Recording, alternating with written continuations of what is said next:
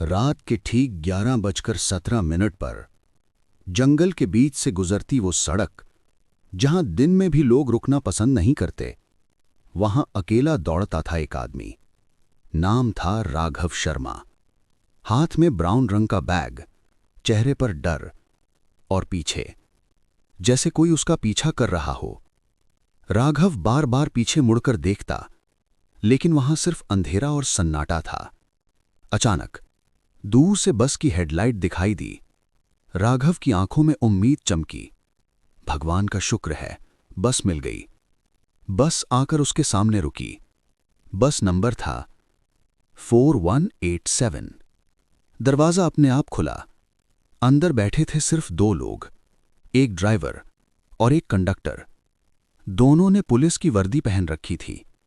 Driver की आंखें लाल थीं और कंडक्टर की मुस्कान कुछ ज्यादा ही खतरनाक। कंडक्टर बोला, किधर जाना है साहब? राघव कांपते हुए बोला, सिटी तक छोड़ दीजिए, बहुत जरूरी है। कंडक्टर ने बिना टिकट दिए कहा, बैठ जाइए, आज सफर फ्री है। यह सुनकर राघव को अजीब लगा, लेकिन डर के आगे कुछ सोच नहीं पाया और बस में बैठ गया। बस आगे बढ़ गई।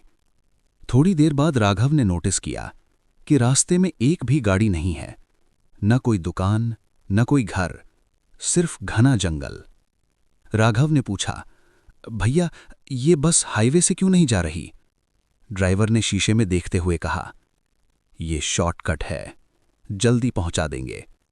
लेकिन राघव का दिल जोर जोर से धड़कने लगा था। उसने देखा, ड्राइवर के हाथों पर खून के निशान थे और कंडक्टर की गर्दन पर काटने के निशान, जैसे किसी ने दांत से काटा हो। राघव डर गया। उसने धीरे से बैग कसकर पकड़ा। कंडक्टर पलटा और बोला, डर लग रहा है साहब। राघव चुप रहा। कंडक्टर हंसने लगा, ऐसी हंसी जैसे किसी को मारने से पहले आती है। तभी बस अचानक रुक गई। ड्राइवर बोला, उतर जाओ। राघव चौंक गया, पर शहर तो अभी बहुत दूर है। कंडक्टर बोला, शहर नहीं जाना, तुम्हें यहीं उतरना है। राघव समझ गया, कुछ बहुत गलत होने वाला है।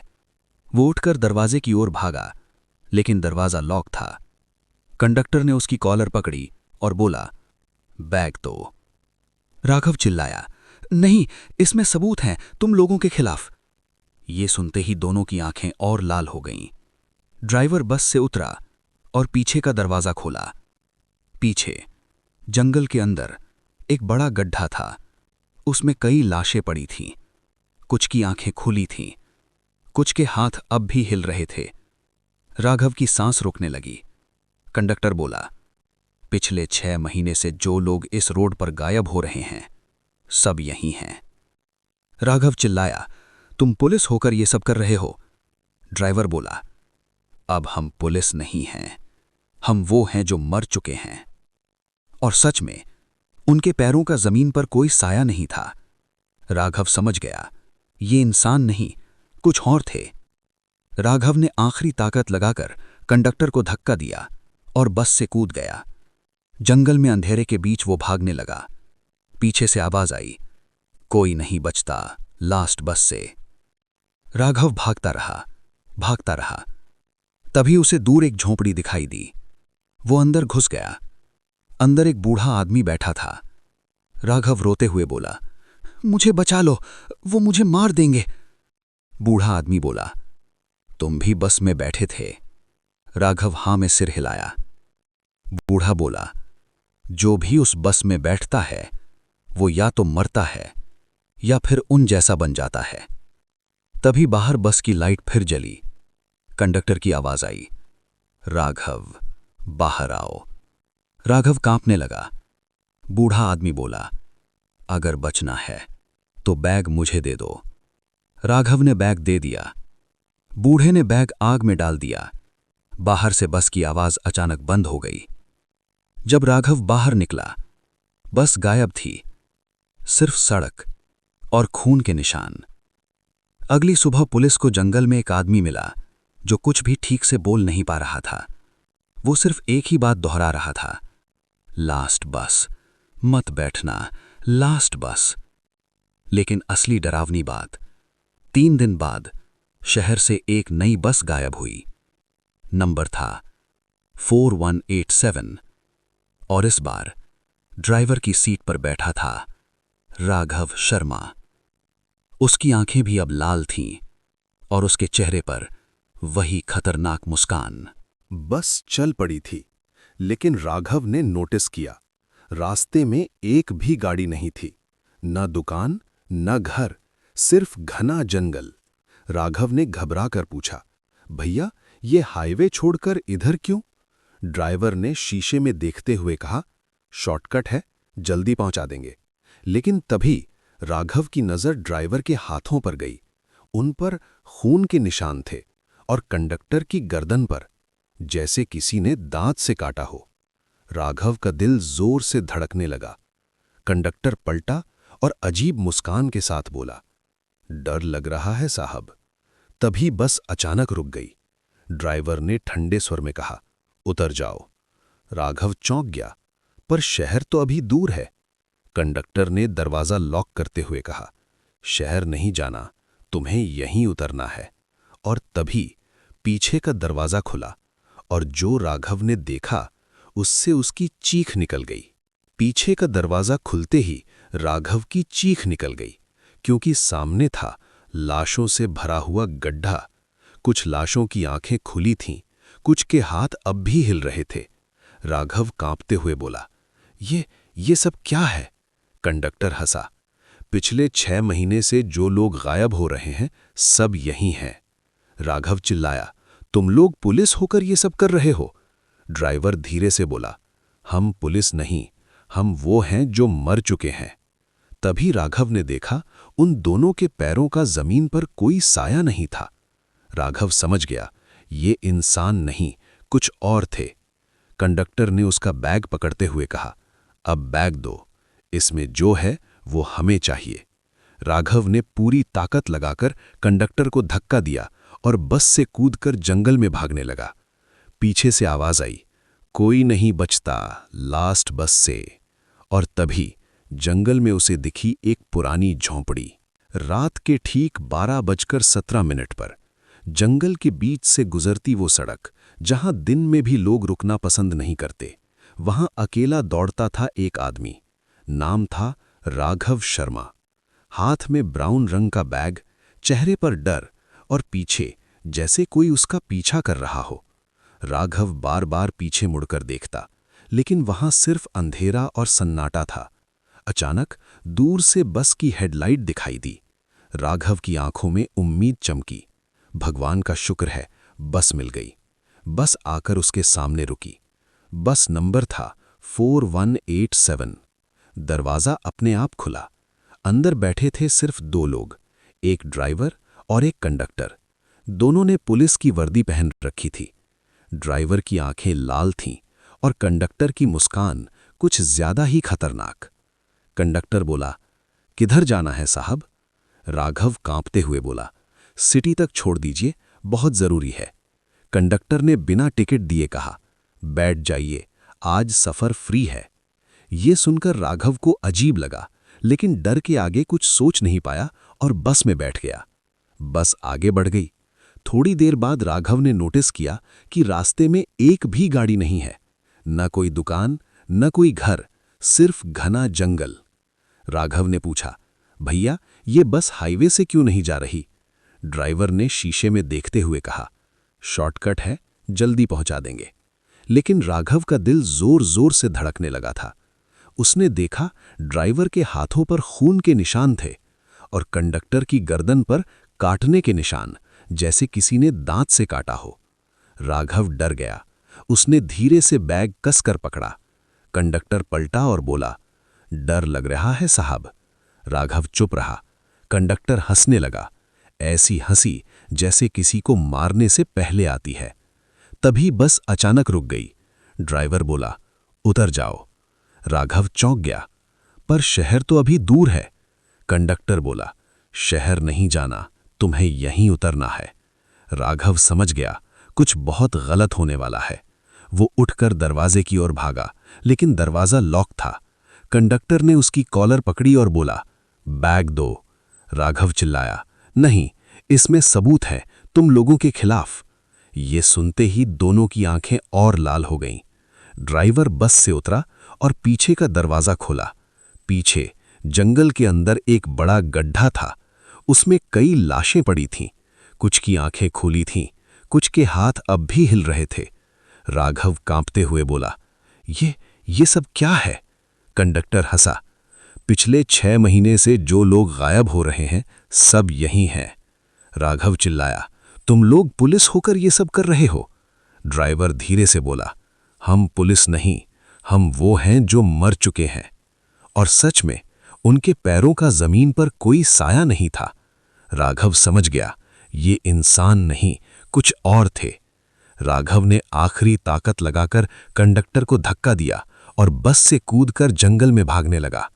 पीछे से आवाज आई, कोई नहीं बचता लास्ट बस से। और तभी जंगल में उसे दिखी एक पुरानी झोंपड़ी। रात के ठीक 12:17 पर जंगल के बीच से गुजरती वो सड़क, जहां दिन में भी लोग रुकना पसंद नहीं करते, वहां अकेला दौड़ता था एक आदमी। नाम था राघव शर्मा। हाथ में ब्राउन रंग का बैग, चेहरे पर डर और पीछे जैसे कोई उसका पीछा कर रहा हो। राघव बार बार पीछे मुड़कर देखता, लेकिन वहां सिर्फ अंधेरा और सन्नाटा था। अचानक दूर से बस की हेडलाइट दिखाई दी। राघव की आंखों में उम्मीद चमकी। भगवान का शुक्र है, बस मिल गई। बस आकर उसके सामने रुकी। बस नंबर था 4187। दरवाजा अपने आप खुला। अंदर बैठे थे सिर्फ 2 लोग, एक ड्राइवर और एक कंडक्टर। दोनों ने पुलिस की वर्दी पहन रखी थी। ड्राइवर की आंखें लाल थीं और कंडक्टर की मुस्कान कुछ ज्यादा ही खतरनाक। कंडक्टर बोला, किधर जाना है साहब? राघव कांपते हुए बोला, सिटी तक छोड़ दीजिए, बहुत जरूरी है। कंडक्टर ने बिना टिकट दिए कहा, बैठ जाइए, आज सफर फ्री है। ये सुनकर राघव को अजीब लगा, लेकिन डर के आगे कुछ सोच नहीं पाया और बस में बैठ गया। बस आगे बढ़ गई। थोड़ी देर बाद राघव ने नोटिस किया कि रास्ते में एक भी गाड़ी नहीं है। न कोई दुकान, न कोई घर, सिर्फ घना जंगल। राघव ने पूछा, भैया ये बस हाईवे से क्यों नहीं जा रही? ड्राइवर ने शीशे में देखते हुए कहा, शॉर्टकट है, जल्दी पहुंचा देंगे।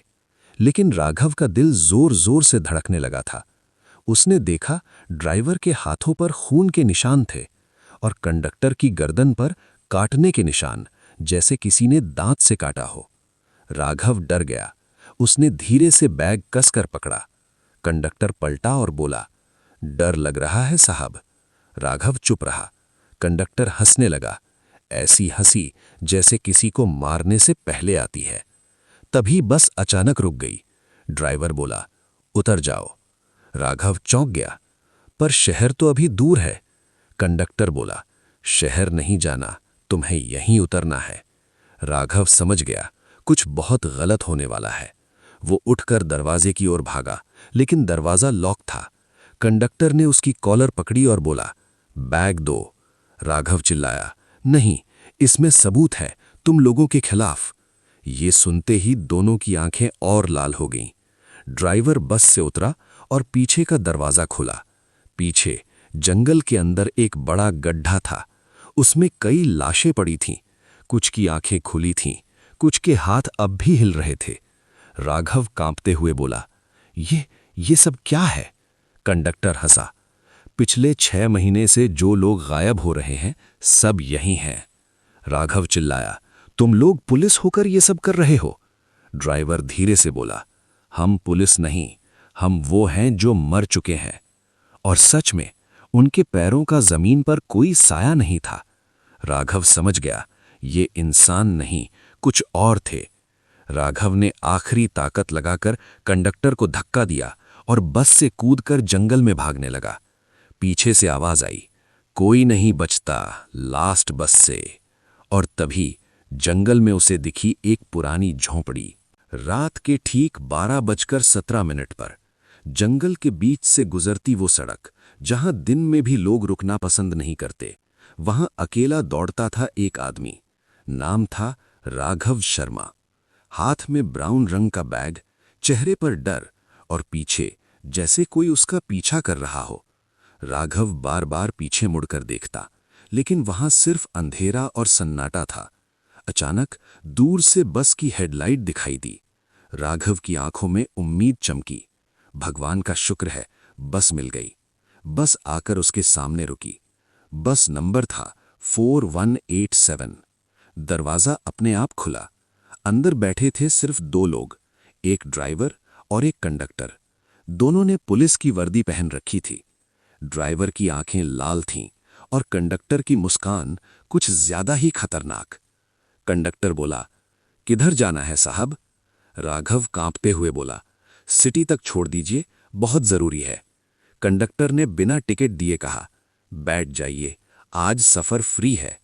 ये सुनकर राघव को अजीब लगा, लेकिन डर के आगे कुछ सोच नहीं पाया और बस में बैठ गया। बस आगे बढ़ गई। थोड़ी देर बाद राघव ने नोटिस किया कि रास्ते में एक भी गाड़ी नहीं है, न कोई दुकान, न कोई घर, सिर्फ घना जंगल। राघव ने पूछा, भैया ये बस हाईवे से क्यों नहीं जा रही? ड्राइवर ने शीशे में देखते हुए कहा, शॉर्ट। पिछली रात के बाद नेहा की जिंदगी पूरी तरह बदल चुकी थी। जिस कमरे में वो रहती थी वो अब उसे किसी कब्र से कम नहीं लगता था। हर कोने में उसे लगता कोई उसे देख रहा है। हर आवाज में उसे वही फुसफुसाहट सुनाई देती, अब तुम्हारी बारी है। सुबह होते ही नेहा सीधे पुलिस स्टेशन पहुंची। उसने इंस्पेक्टर को सब कुछ बताया, कॉल, आवाज, अलमारी, बेड के नीचे की परछाई और वो आखिरी फुसफुसाहट। इंस्पेक्टर ने गंभीर होकर पूछा, क्या आपने कॉल रिकॉर्ड की थी? नेहा ने फोन चेक किया, लेकिन कॉल लॉग में उस नंबर का कोई नामो निशान नहीं था, जैसे वो कॉल कभी आई ही नहीं। इंस्पेक्टर बोला, मैडम ये सब शायद डर या स्ट्रेस की वजह से। नेहा चिल्ला पड़ी, नहीं, वो असली था, वो मेरे कमरे में था। लेकिन पुलिस ने केस लेने से मना कर दिया। नेहा टूटी हुई वापस लौटी। उसी दिन शाम को उसकी दोस्त रिया उसके पास आई। रिया ने कहा, तू अकेली मत रह, आज मैं यहीं रुकती हूं। रात के करीब 1:58 पर दोनों सोने की कोशिश कर रही थी। तभी नेहा का फोन फिर बज उठा, अननोन नंबर। नेहा की सांस रुक गई। रिया बोली, स्पीकर पर डाल। नेहा ने कांपते हाथों से कॉल उठाई। उधर से वही आवाज, लेकिन इस बार वो हंस रही थी, आज तुम अकेली नहीं हो। रिया घबरा गई, ये कौन है? आवाज बोली, जो पहले आया था वहीं। तभी कमरे की लाइट खुद ब खुद बंद हो गई। अंधेरे में सिर्फ फोन की रोशनी थी। और तभी बाथरूम का दरवाजा धीरे से खुला। क्री। रिया फुसफुसाई, नेहा किसी की परछाई दिख रही है। फोन पर आवाज बोली, पीछे मत देखना। लेकिन नेहा ने देख लिया। बाथरूम के दरवाजे के पास एक लंबी टेढ़ी परछाई खड़ी थी, जिसका सिर लगभग छत को छू रहा था। रिया चीख पड़ी और अचानक फोन कट गया। अगली सुबह रिया का बिस्तर खाली था। नेहा ने उसे हर जगह ढूंढा, लेकिन रिया गायब थी। पुलिस को जब बताया गया तो उन्होंने कहा रिया उस रात घर लौट गई थी। लेकिन नेहा जानती थी रिया कभी बाहर नहीं गई थी। उस रात कुछ उसे ले गया था।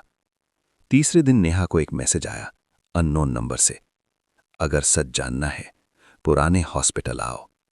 रात के 11:30 बजे नेहा कांपते कदमों से उस बंद पड़े हॉस्पिटल में पहुंची।